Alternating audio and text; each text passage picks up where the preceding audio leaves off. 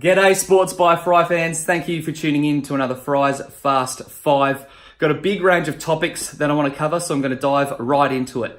JLT Series is in the books from an AFL perspective, which means that we have plenty of AFL fantasy numbers to crunch. One of the articles I'm going to write tomorrow is a JLT stock watch, whether people improve their stock and increase their ownership, or whether they went down over the JLT with some of their performances. And the captain of the stock up team right now might be Gus Brayshaw.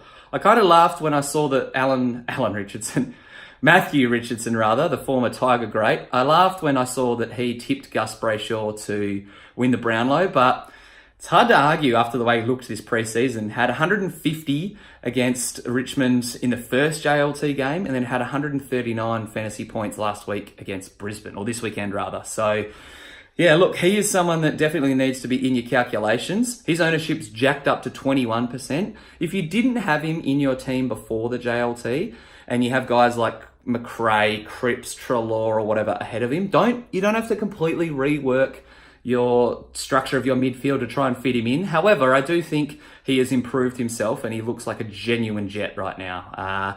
I tend to undervalue ownership a little bit. Some people, obviously, if you have a guy who's succeeding and fewer people own him, that's better. But he's only at 21%. There's still 80% almost of the league that doesn't have him. So, don't overreact too much and try and buck the trend by getting someone who's a little bit more unique. And from an AFL perspective as well, a lot of Adelaide Crows players are generating buzz and coming in and out of my side. Guys like Brodie Smith, the Crouch boys, Sloane, Sauce Jacobs looks like maybe an R2 chance. So seems like Adelaide's going to be a pretty good team this year. I've got them bouncing back into the finals. I'm going to release all my AFL predictions next week sometime and do probably a video regarding that as well. So stay tuned to that. But Adelaide looks like someone that's definitely going to trend upwards. And as a result, I think their fantasy scores are only going to look better. So watch this space. It'll be interesting to see how they look when the season kicks off in about 10 to 12 days' time.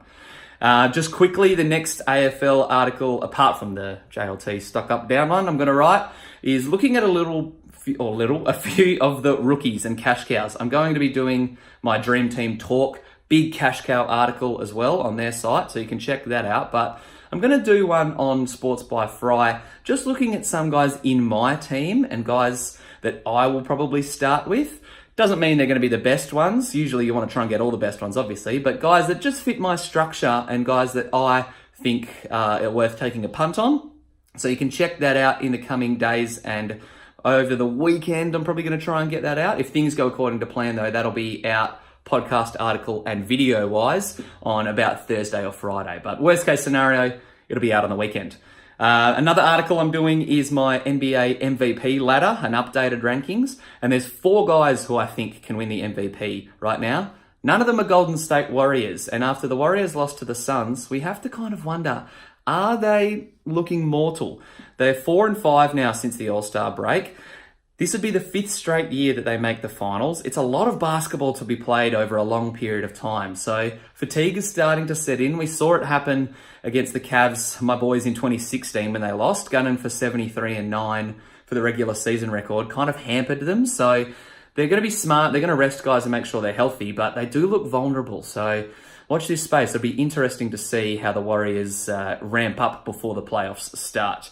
Playoff spots are going to be very hotly contested. I'm going to be updating an article about some of the dream playoff scenarios, probably over the weekend, maybe early next week. But in the next couple of days, NFL free agency kicks off.